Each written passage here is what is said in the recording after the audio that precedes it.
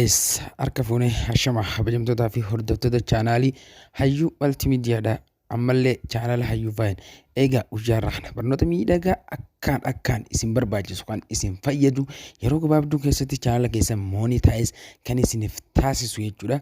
Viyoora baay'ee argachuudhaan, wachaaworii baay'ee argachuudhaan ulii asboota hin rakkatan jechuudha. Iccitii kana namoonni hedduu ni tuffatan jechuudha. Kana hin tuffatina. Anaatu isin garsiisa iccitii kana fayyadamaadhaan isin ija osoo hin tuffannetti wanta baay'ee barbaachisaati. YouTube birattis akkaan kabajamaadha jechuudha. Kanaaf meeshaa gama hojii keenyaatti dabarree haa isin garsiisuun isin hin jaagame. Egaa gama hojii keenyaa sun seenin duratti namoonni chaanala kiyyaa faaraa taatan chaanala kiyyaa kana subscribe gochuudhaan beelaayikanii on godhachuudhaan akka viidiyoon kiyya salphatti isin qabu taasisaa jechuudha. Akkasumas mee namoonni maatii kana taatan share godhaa. Waliin hiriyoota keessaniin gahan isiniin jaa gama hojii keenyaatti waliin haa dabarru.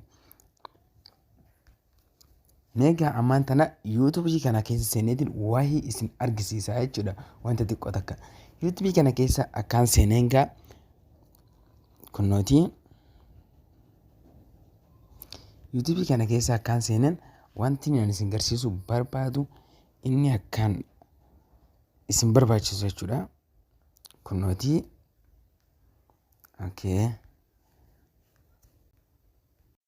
egaa kunnootii wanti ani isin garsiisuu barbaadu erga viidiyoo kana jala kanatti dhuftanii booda kunnoo barreeffama kanarratti al tokkoof gizeen kana tuqee kunnoo kana tuqee sirba kana jala sirba garaanaa gaarumsa kana jala wanta baay'eetu argama. Kunnootii katabbii dila argitan tana diddiimtuu argitan kana kunnootii isiin tullaal diddiimtuun argitan hundi hedduu akkaan faayidaa qabdi jechuudha. Irra caalatti chaanala keessan guddisuudhaaf jechuudha. Isa kana akkamitti fayyadamna warri jettan barreeffama dila kana teessanii barreessuudhaafis yeroo isin fudhata. Yeroo nu fudhata. Warri jettan karaa bakka irraa argattan guutumaan guututti bakka irraa argattan anaatu isin garsiisa jechuudha. Chaanala keessanii baay'ee gaariidha. Faayidaan isaatis maali yoo kan jettan taatan amma fakkeenyaaf galaanaa gaarumsaa kan jiru kanarratti kunnootii amma ni tuqaa jechuudha. Barreeffama kanarratti ergaan tuqee booda kunnootii chaanaalota meeqaa 122tu asirratti argama. Kunnootii chaanaalota 122 kana keessatti dhiyaati ramadamteeti jirti jechuudha. Fakkeenyaaf mee akkana yoo ol deemnee ilaalle haashtaagii kana jala viidiyoo baay'eetu argama. Viidiyoo kana keessaa tambinaayilii bareedaa akka qabu kanutti tolee irra tuquudhaan laallaa jechuudha. As keessa fidee yuutuubiin fidee iddoo kanarra si kaa'uu danda'a jechuudha. Tooppi godhee akka Oromiyaa 11 kanarratti akka Oromiyaa Staarii kanatti tokkoffaarra yeroo kanatti isin kakkaa'u kunnootii asii fi as kanatti tokkoffaarra sadaffaarra kana yeroo isin kakkaa'u namoonni baay'ee isin daawwachaa deemaa jechuudha. Faayidaan isaa kana jechuudha.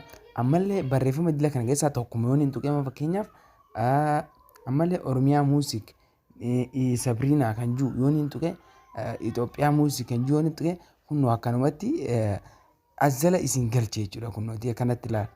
Bifa kanaan akkanatti isin galchaa jechuudha. Kanaaf daawwattoota keenya kabajamoo akkamitti kana gochuu dandeenya kan jiruun isin argisiisa. Kunnootii Viizhin Intartiimentii ni jira, Galaanaa Gaarumsaa ni jira, Finfinnee ni jira. Kunnootii immoo Finfinnee kan jiru ni jira.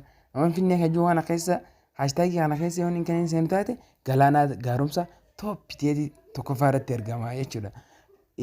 Inni akkanatti godheeti keessa galcheeti jira jechuudha. Chaanaliin tooppi godheeti isin fudhata.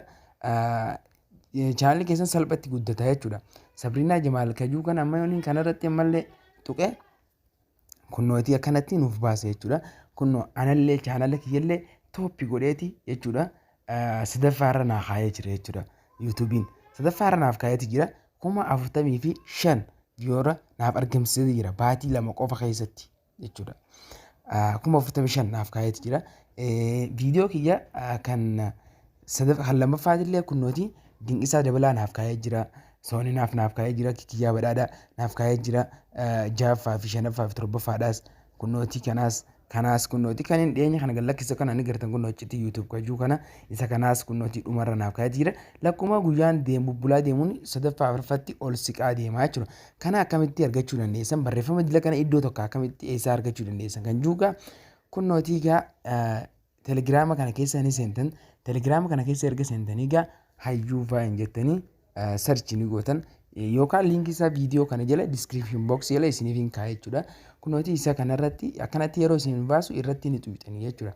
Erga irratti xuuxanii booda kunooti isiniif kaa'eetiin jira. Kunooti taagii hedduu 5,000 oliin isiniif kaa'ee jira. Kunooti akka argatan gaa hi guys welcome baga gara chaanala keenyaa deebitanii irra deebitanii dhuftan kan jiru kunoo gaa hedduu kunoo haashtaagii dila kanaan isiniif kaa'eela qiyaasiin qabu 5,000 ol jechuudha. Hanga asitti lamaffaan kunis walumaanuu jechuudha. Akkamitti fudhachuu dandeessan asirraa jechuudha. Tartakka akkanatti irra ni xuuxan jechuudha. Gisee irra xuuxanii telegiraamii kanatti isin baasa koppii godhuudhaan as keessaa fudhattan jechuudha. Gaa koppii kunnootii isa kanaan jechuudha. Afaan Oromootiin fayyadama. Koppii isa kana hunduu akkanatti isiniif fuudhaa jechuudha. Koppii godhachuudhaan dhuftanii chaanala keessan keessa ni seentan.